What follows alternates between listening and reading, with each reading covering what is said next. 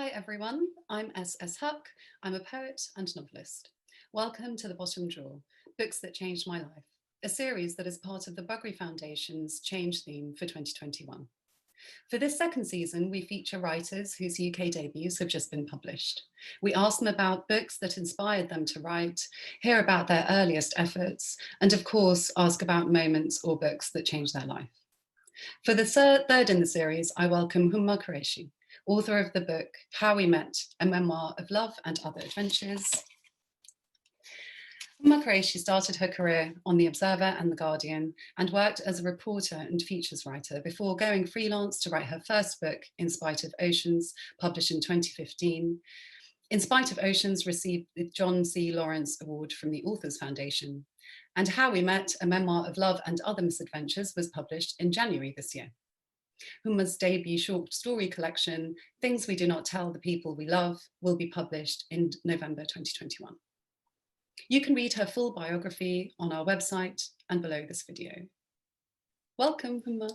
Hi, thank you for having me. Thank you for joining. So, first of all, we're going to talk about inspirations and the bottom drawer. And then I have lots of questions about your memoir. So my first question is, what is the unpublished piece at the bottom of the drawer? Well, at the moment, I have about 4 different versions of the novel that I'm writing in various places on my desktop, which is the equivalent of my bottom drawer, I guess. So that's something that's happening at the very moment. But going back in time, I was trying to think about sort of when I started actually wanting to write. And I've always wanted to write, and I always used to write stories. I think at the time I started to take it quite seriously in my early 20s or so. I would write stories that wouldn't really go anywhere. And I think if I were to look back at them, I mean, these were stories that never even made it to completion because I wouldn't know where it was going. So that is what would be at the bottom of my bottom drawer if I had one and it actually physically existed. I don't think I would ever have kept them. I think the drawer would have been empty and I would have chucked all those pages in the bin. They don't exist in virtual format anymore. I don't know where they are, but I do remember that they were painfully slow and very overwritten. So I think that's just something that we all go through, and that they're very angsty and very melancholic and dramatic.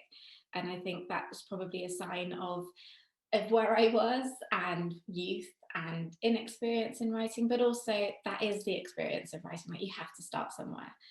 So I guess that's what it's at the bottom of my drawer, is all the kind of half writings and secret things that I didn't dare show anyone, and I kind of thought was no good, but secretly wondered whether maybe they possibly were, but actually they weren't. So yeah, I guess that's all the stuff that's long forgotten now in a way, but still was really important in getting to me to keep going and learning from it. And how has your style changed since? It's still some of the melancholia, but probably less of the lack of plot, I would imagine. Well, I seem to remember, and this is something that I remember from school days actually, so I used to just love description, and I still do. I still love that kind of really poetic, playful aspect of language and playing with description and layering words. And I remember I used to really overdo it, because I remember my English teacher at school would be like, just, it's okay, like, you know, that's nice. It was a sunny day, but we don't need to know all the rest of it. Like I would just go on and on and on. And I think one thing that I've definitely developed as a writer and matured in that sense is knowing where enough is enough, and that just a tiny bit of that touch is all you really need, and keeping it simple and sparse is something I both aspire to but also try to do quite specifically, is to be simple in my writing style and say it as it is, and not necessarily be flowery and over the top, which is what I used to love to do when I was younger. So in that sense, I'd like to think that I found my writing voice, or I'm continually honing it, I'm continually living in it, in a way that you don't really when you're just starting out, because writing is something you do as opposed to actually live and breathe and think about all the time, which is what I do now. Like I find I inhabit the book that I'm writing and I can't stop thinking about it. And I read it when I'm on my phone on Google Docs when I'm brushing my teeth, because I'm constantly tweaking it, and keeping it simple is really, really important to me. So yeah, I'd like to think I've moved on from the days of woe is me. I love that way of describing, yeah, finding your voice, actually. And so during all of this span of time of writing, was there a book that changed your life? And what was it and why? Such a hard question. It is such a hard question, because I think there's so many books at various stages in your life that change you and shape you. But when I was thinking about this, the one book that I came back to, and I apologize if it sounds sort of cliched at all in any way, but the one book that I actually think gave me so much confidence, but also made me feel seen, was The Namesake by Jhumpa Lahiri. I read it at a time in my life, I think I was in my early 20s, and my father had just passed away. And I don't know what drew me to the book. I don't know if it was possibly because the film was out around the same time, but I'd never heard of it before, I'd never heard of the book.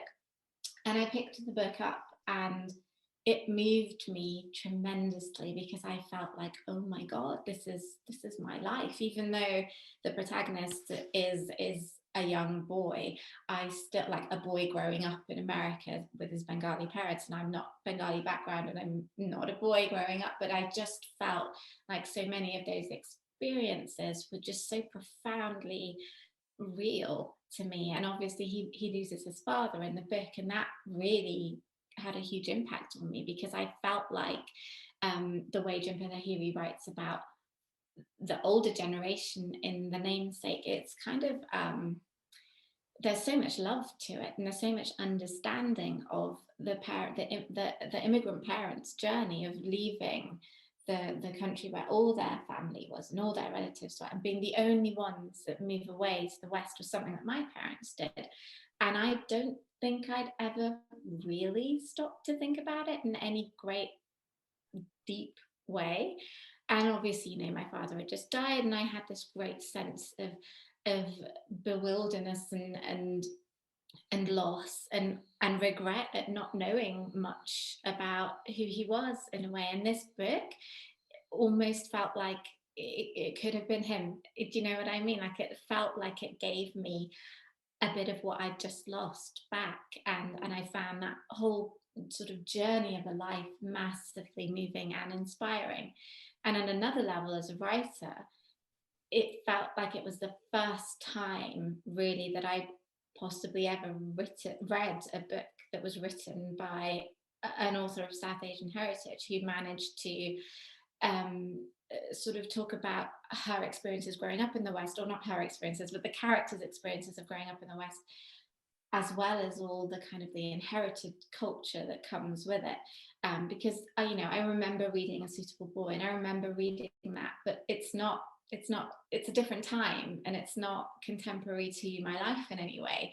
And yet with The Namesake, it really was. And so it was the first time I felt like maybe I had a storytelling perspective, that maybe actually I could write about who I was, and not ignore it, and not make reference to it, or see it for what it was, which was complicated and messy and full of love, but also full of other stuff, and be able to put it on the page.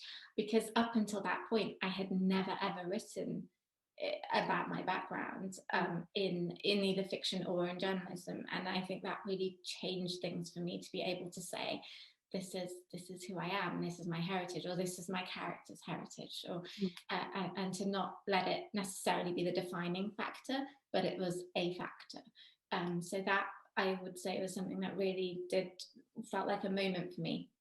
After that, I went back, and I remember reading her first collection of short stories, and then obviously she had more short stories to come. And I think, as a short story writer as well, it's been really inspiring to me to follow her journey as an author, and to see her go between genres, between novel and first person and short stories. Like, that's been really, I find it fascinating and mesmerizing to watch that journey, and hugely inspiring.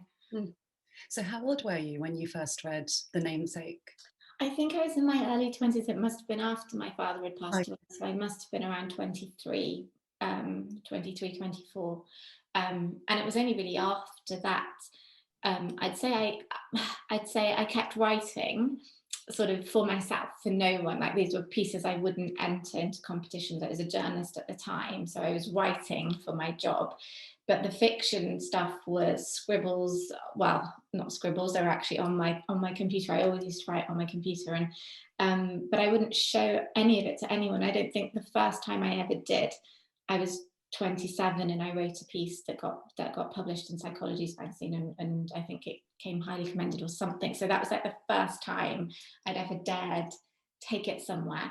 And that piece was actually about, it was fiction, but it was massively inspired by that moment in my life of losing my father, and it did bring elements of my background into it, which was, I don't think I would have had the confidence to have done had I not seen someone great do that and clear the way and make it possible, really. So. no, it's so important. And actually, in that case, I do want to ask, apart from Lahiri, who are the writers that inspire you, and why should we read them? And maybe somebody more recent. Of course. Well, there is someone that was at the top of my list, actually, because I literally just finished reading a second book of hers yesterday, and I've been absolutely blown away. Her name is Lucy Caldwell, and her latest short story collection called Intimacies came out, I think, earlier this month, I want to say. And as soon as I read that, I wanted to read everything she'd ever written, and I wanted to start Intimacies again. And I ordered like another collection of short stories of hers, which I finished yesterday, and that one was called Multitudes. And I now have a list of the novels of hers that I want to order as well. I just think her stories are, so Lucy Caldwell she's a short story writer and also a playwright and also a novelist. So she's another one of those authors who straddles all these genres, which I find, having been a journalist and written non-fiction and fiction and short stories and now a novel, like I love seeing all these different dimensions, and I love the fact that you don't just have to be one type of writer. So I love that Lucy Caldwell, along with Jhumpa Lahiri, kind of show that you can turn your hands to this or that. And her stories are, I just found her voice so timeless, which is something I aspire towards as well. And her stories are mostly all about women, but they're about these sort of small, all her characters are women, and they find themselves in these moments of everyday life where, in a way, there's not a huge amount of drama, but it still happens to them, and it means something to them, even if it doesn't mean anything to anyone else. And it's those moments that I think in literature are the most moving, when it doesn't have to be this really smart, clever, snazzy plot. It's more about the feeling and the emotion, and putting that on the page is something that really, I find that really inspiring when people do that well, and they do it beautifully, and they move you even though you've got nothing in common with the character on the page. And it's the feeling that, to me, seems stronger than the need for a plot. And I think that's something that I really like to explore in my own fiction, not so much in my non-fiction, because of course it's very different and that was about me. But in my fiction, I love focusing, and as a short story writer in particular, I love focusing on those moments and just like capturing a moment in time, and it's enough to move you, and it's overwhelming, and the moment passes, but in the short story it's preserved. And I love that. I love the power of short stories to do that in a way that is kind of spread out more in a novel, but in a short story it's just intensified, and that's what really draws me to that genre. And I think Lucy Caldwell is just a very contemporary writer who is writing in a timeless way, and yet saying something about what it means to be a woman, what it means to be a mother, or trying to be a mother, or not making it as a mother. Like, she explores all these themes that I find massively inspiring and exciting to read about. She sounds amazing. I'm adding her to my... Every story was just flawless, and I think what I love is kind of reading people who are authors who are doing their craft so well, like it can get you, as a writer, you either feel like, oh, I could never do that, or you feel that's what I want to be like. And I try to err on the side of kind of viewing it as an aspiration, as like a goal, as someone to look up to, rather than feeling like you're comparing yourself, because you can't compare yourself to other writers, and you have to just keep finding your own way. And I feel like it's incredible that we can turn to books that show us how it's done. It's there in front of us, and I find that so rich to keep going. Really, I find that a real motivation. Thank you. And moving on to How We Met. I laughed and cried, and it was such a joy. And I did personally identify with so much of your experience in the book, but much more than that, what's so striking to me is the voice. And you've mentioned developing voice a bit. I felt like you were sitting next to me and we were drinking tea, and sometimes you might put your hand on my arm at the most intense moments, because you're just delivering this really a story that just rolls along as well, and a voice that is so intimate. I did want to ask you, how did you capture the voice in the book? It feels very authentically you, but that's the skill of it. How long did it take you to do that and develop it? So the voice in the book, in How We Met, is my voice. I wrote it very much as I might speak, in a way. Like, I wanted it to come from me. It had to sound like me.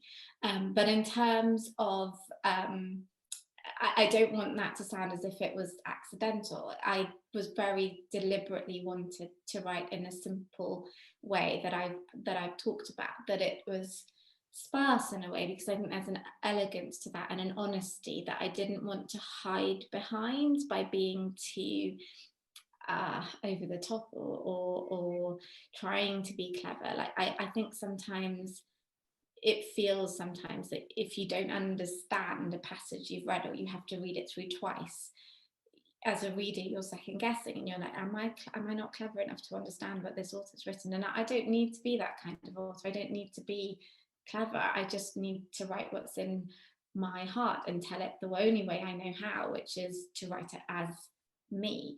And I think that voice that you read in How We Met has just come from all those years of writing secretly and writing not secretly, and being published as a journalist. Like, I was finding my way through with everything that I've written. I think has been a step closer to finding a writing voice. And I don't think that you ever find it and that's it. I think you keep going. I think your voice changes, and your style changes, and that's only to kind of be expected. But in terms of how long it took me to sort of find it for How We Met, the book actually started as an essay, and it was a series of essays. And I think the more I looked at those essays, the more it became obvious that really the story was only about one thing, and all the other essays weren't important. And it was not just a story of how I met my husband, which the title suggests, but also everything else that happened before and everything else that happened after. And really the story was me, and it was my journey, and was growing up. And it's not just about finding someone or love, and I think the title is kind of deceptive, because most people look at it and think it's going to be a romance, and it kind of is, but it's also not, because when you look at the book, the character of my husband, who's in the book, is not actually in it very, very much, and the real story of who I met becomes clear only towards the end, I think. So that it became apparent to me when I was writing these essays, and when my publisher read the essays, it just seemed very obvious that the greater story was not just the surface story of how I met my husband, but what was going on underneath, and what was really going on with me. So that was an honesty that I had to confront myself with on the page, and look back and acknowledge sort of the place I was at, and how I felt about myself, about the world, about loss, about losing a parent, and really holding a mirror up on the blank page to myself, And I just knew that of all the memoirs that I'd read, and I know we've talked about my inspiration coming from like in fiction and just authors that I generally admire, but in non-fiction, I'd been reading a lot of memoirs by female authors like Emily Pine and Sinead Gleason and Deborah Orr, who wrote Motherwell, and I was just sort of blown away by the recurring strength of a woman's voice on the page in first person, and how generous they were to show their pain and to show their joy and to show their private moments and to share their thoughts. And there's such generosity that comes with that in each of those books. And you know, like Rachel Cusk and Deborah Levy, each of those books, excuse me, really had the power to move me. And I valued their generosity so much. The fact they just put their lives in these books, or moments of their lives in these books, to show that, you know, being a woman is complicated and messy and complex and multifaceted and all of the above. And then we as readers can see something of ourselves in that, even if we have nothing in common on in the details and the facts of it. And so I really was inspired by that level of honesty. And I knew that it was the one thing that I hadn't seen in all the memoirs, was a story by someone like me, and how much that would have changed things for me when I was growing up. And so at the back of my mind, writing this story and the voice that I write in, I was writing it to myself. I was writing it for my younger self, who could have done with something like that, and could have done with someone to tell her that things were going to be okay. So that was the person I felt like I was writing to, and that helped the voice come through, because I had this very clear idea of my younger self in front of me. And so it's lovely when you say that you can imagine us sitting down to tea and talking together. And I think I could imagine talking as well. I could imagine talking to my younger self, who didn't have a clue what she was going to do and had no idea what the future would hold for her, and was terrified that she might make the wrong choice. And I wanted to be that voice for her. So that's where it came from. Excuse me. And I think, yeah, that really struck a chord with me as well, reading you're wanting to have a story like this out there, you know, that your younger self needed that. I felt exactly the same. And that brings me to actually the timing of writing the book, and, you know, maybe about meeting yourself and meeting your experiences. It's been, I think, exactly 10 years since you met Richard, because the book is structured in this way where you've got those days, these days, and the events of 2011. Is that a coincidence, or did you decide to write it with, did you need to write it with this much time having passed from those events? I never knew that I was going to write this book, if I'm honest. Like, I didn't ever have this grand idea. I always wanted to write another book, but I never thought my next book is going to be nonfiction and my next book is going to be memoir. It really happened very fast. I think with hindsight, I don't think at the time when I was writing it, I don't think I realized the sort of 10-year connection, or that it would have been 10 years by the time the book was published. But with hindsight, I don't think I could have written the book any sooner, because I think in order to write about myself and what I went through and be able to reflect upon it in a way that was, I want to say, unemotional, like be able to have some objectivity to what had happened, which is hard when it's about yourself. Like, I needed that distance, I needed that space and perspective to be able to look back and remember, and to see the moments that perhaps I was too close to for so long that I didn't really see. So I think with hindsight, I don't think I could have written this book any earlier than I did. I think I needed to be at the stage in my life where I am to be able to look back and see the past clearly, and not be too coloured by sort of having been in the moment at the very time that it was happening, because I think that would have been a very different book, and that would have been perhaps the overwrought book that we've talked about right at the beginning, because I wouldn't have had the space to be able to take the meaning that I needed from the moments that I wanted to write about.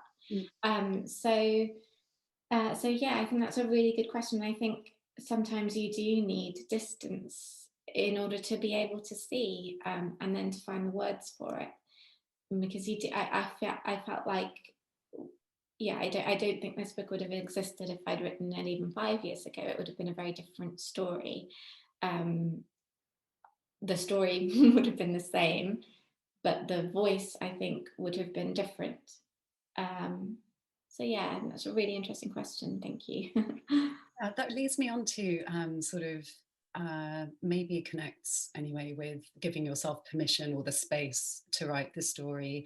And I did wonder if you sought permission from your family to write this story, and how much of an influence did they have on the contents or any kind of editing?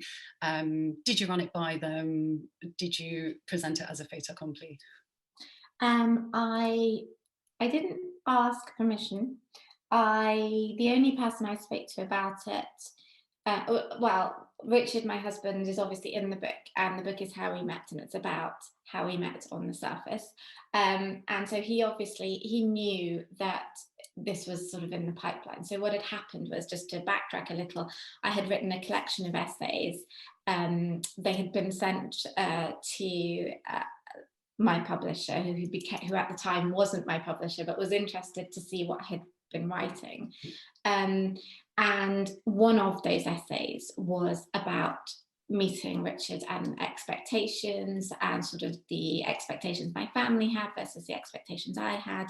And it became apparent to both of us, as I said, that that was a real story to tell, and that there was more that I had at that point deliberately held back, like I hadn't met myself fully on the page.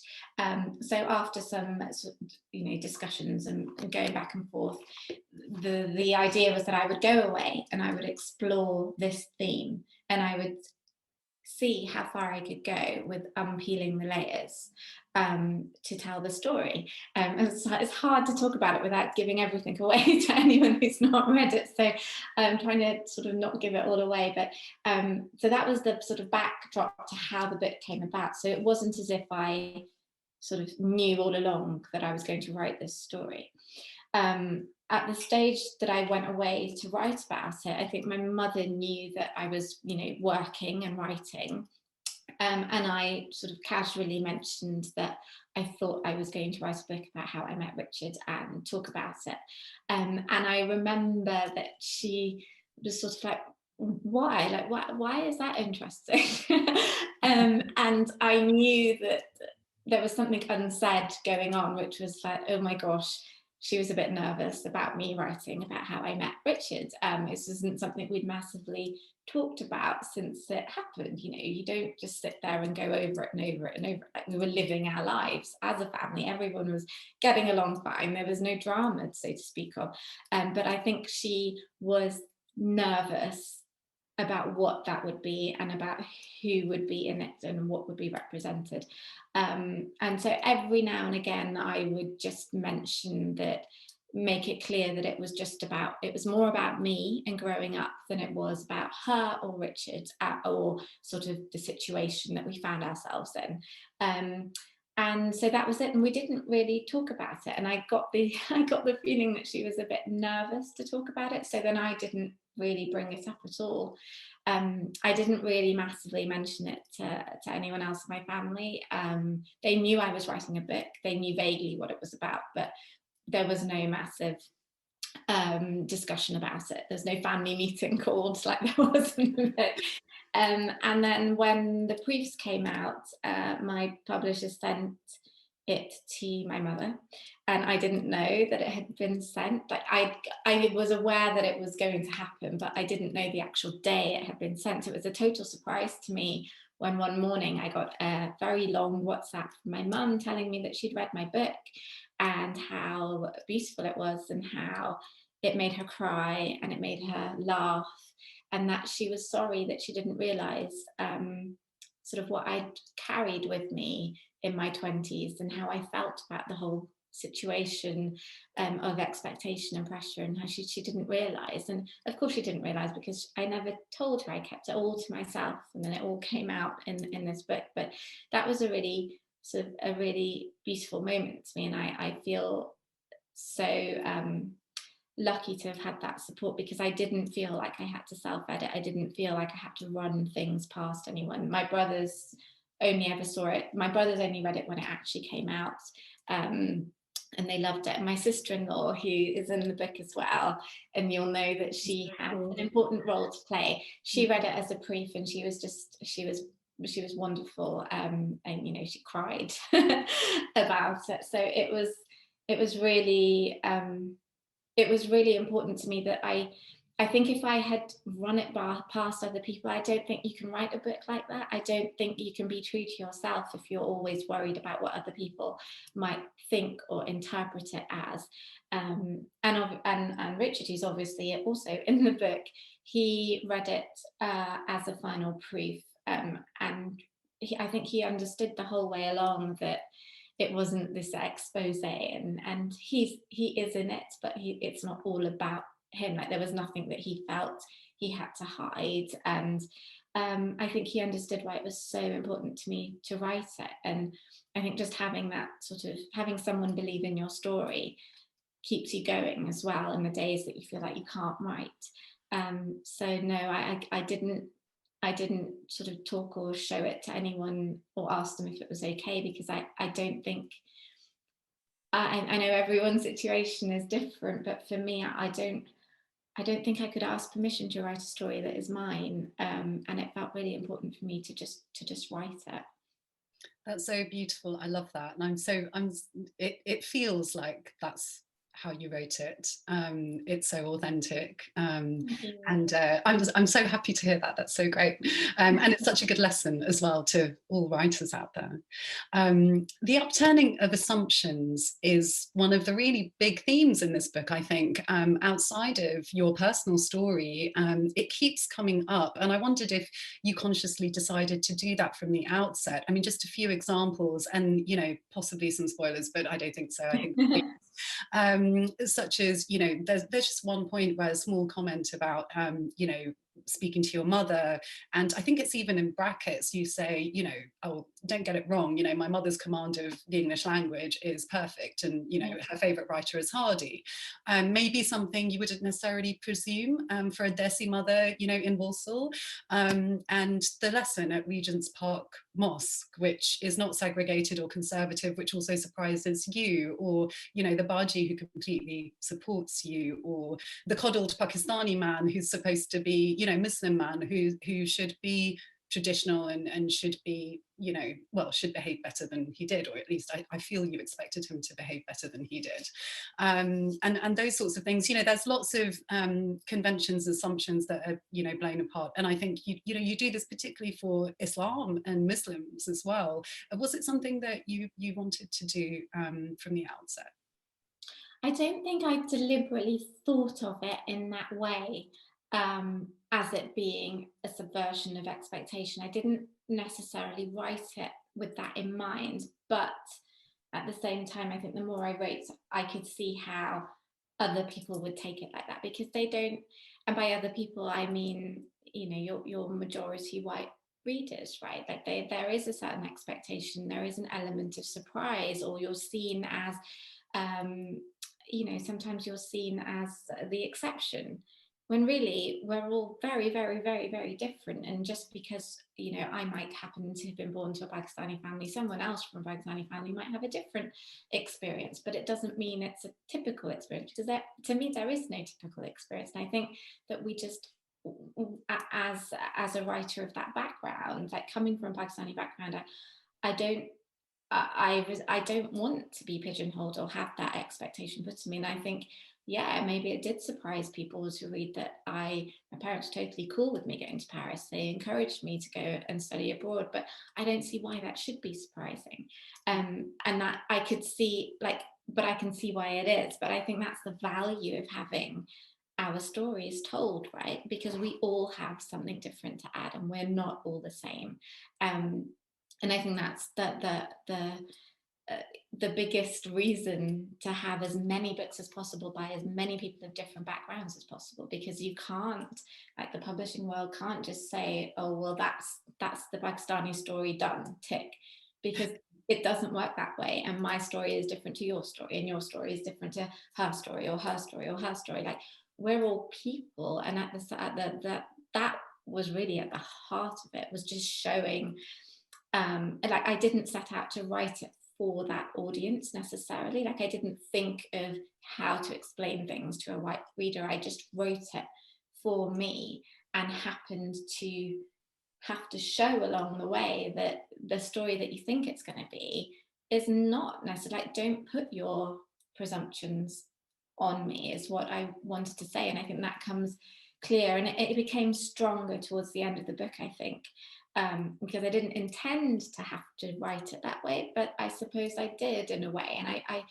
And I knew that there would be people who would hear what the book was about on the surface, or they'd look at the cover and say, oh, it's how we met, and oh, it's about you can't choose who you fall in love with, they say, if only it were that simple. Oh, it's about a brown girl falling in love with a white boy, and there's this assumption, and I knew it would come from both sides, both white readers and brown readers, that, oh well, she obviously just turned her back.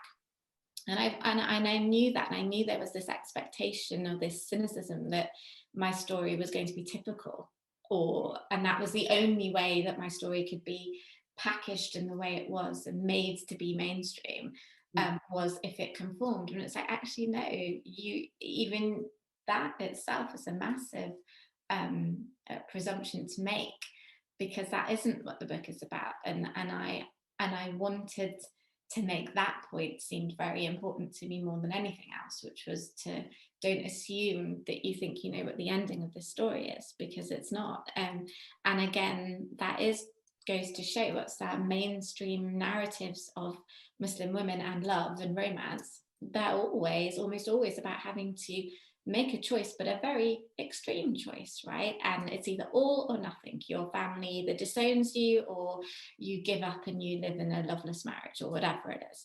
And that's what we're presented, because we don't get to write those scripts, and we don't get to say those stories, but we do now, I hope. And I hope this kind of, instead of publishers or the publishing world taking the thought that, oh well, that story's already been done, or we've already got our Asian author for this year, I'd like to think that there will come a time where we move past that, and it's like, well, our story is just a story. My memoir can sit next to any other Asian woman's memoir, and also any other white woman's memoir, because their lives, they're not about anything more than it is to be human, and we all share that, and so all our stories are important. So yeah, I hope I did turn those presumptions, but it wasn't initially, to go back to your original question, it wasn't my initial driving sort of motivation. It just became clearer to me as I wrote it that that I had to sort of make that point. So we've just got a couple of minutes left, which is really annoying because I have but I'm going to ask one just question that slightly links to what you've just said about assumptions. You know, you did have to go through a bit of a journey with introducing Richard to your family and things, but it was a very beautiful journey, even if, you know, difficult, I think, that you lay out. One of the things that doesn't feel difficult at all is his conversion to Islam. And I feel like there are so many misconceptions about it among non-Muslims and Muslims. And in fact, you yourself, even, it feels like, go on your own journey with the religion through his experience of conversion. And you write about it so beautifully in the book, in the way that you pray together and you discuss the religion and the parallels that he sees in all the Abrahamic religions, having studied it. And I just wondered if you could talk a bit about how you felt, you know, he had to do it for himself, and how did that affect how you felt about him, despite not necessarily even yourself being, you know, the most kind of fully practicing Muslim, or however you describe yourself. Yeah. It felt really overwhelming, actually, at times, like, going back. I mean, now we just, it's we've been married together for 10 years now, and I think at times I sort of I don't always think about the fact that that's how things happened. But going back at the time when it was all sort of happening, it was quite overwhelming. And I think ultimately, yes, he did it. He had to have an understanding of why he was doing it.